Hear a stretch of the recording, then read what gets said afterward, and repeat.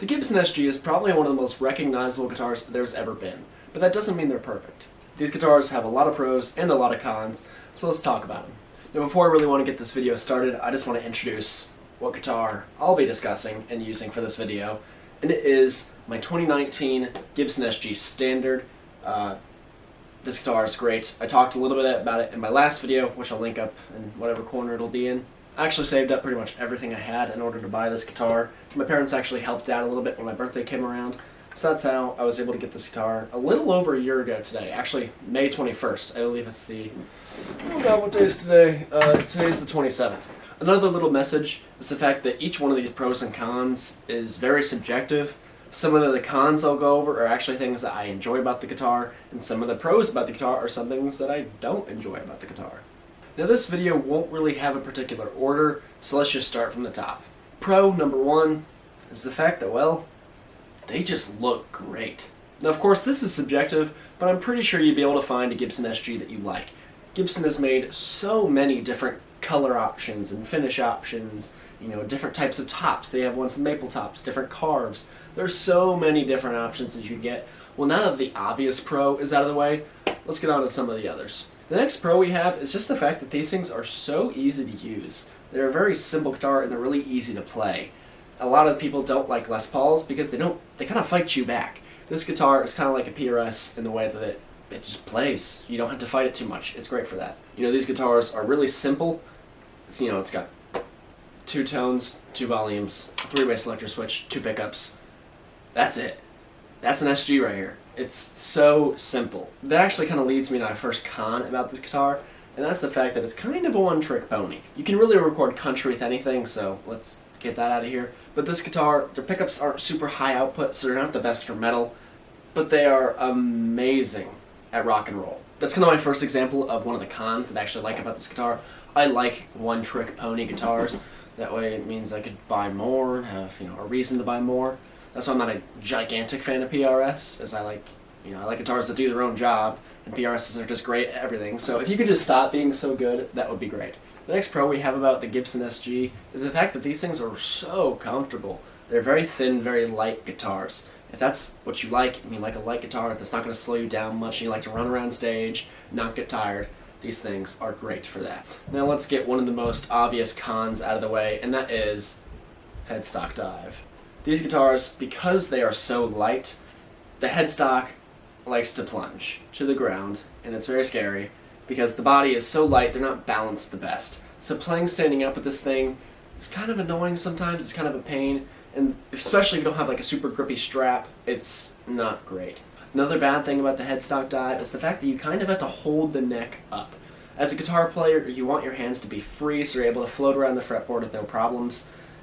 If you're constantly supporting the headstock so it doesn't plunge towards the ground, it makes it a little bit harder to play, and it kind of creates a bad habit, especially moving to like a Les Paul or a PRS where you don't have to do that. It kind of makes you hold on to the neck unnecessarily. The next con about an SG is something that doesn't really bother me too much, but I actually kind of noticed it when I watched Robert Baker's video about the things he doesn't like about his SG, and he actually got the 2020 model, this is the 2019 model, basically the same guitar. Anyways, that's the fact that these things, their controls are very crammed. The most annoying part about that is the front output jack. They do make some SGs that have them on the side, but I believe those SGs were only made over the course of a couple years, so I'm not even sure what those years are. If you just go on Reverb, I'm sure you can find them. But anyways, I'm just saying, that's kind of annoying, especially if you don't have a right angle jack. It kind of sticks out really far, and it's really awkward. It's not the most comfortable. I never really use these front tone pots and volume pots. I always keep everything on 10 because that's the most rock and roll. But if you're a person that really likes to mess with these knobs as you're playing, the SG might not be the best option for you because everything's so crammed. It's very easy to, you know, knock the pickup selector switch as you're turning up the volume on the bridge. So yeah, it's very crammed in this region. If they moved the selector switch to where, like, say, a Les Paul is, and then moved the output jack to the corner or the side, like almost every other guitar, that would be great for the SG. On to our next pro, and that is SGs sound great in a mix. Les Pauls don't always sound the best in a mix because they have such a large sound.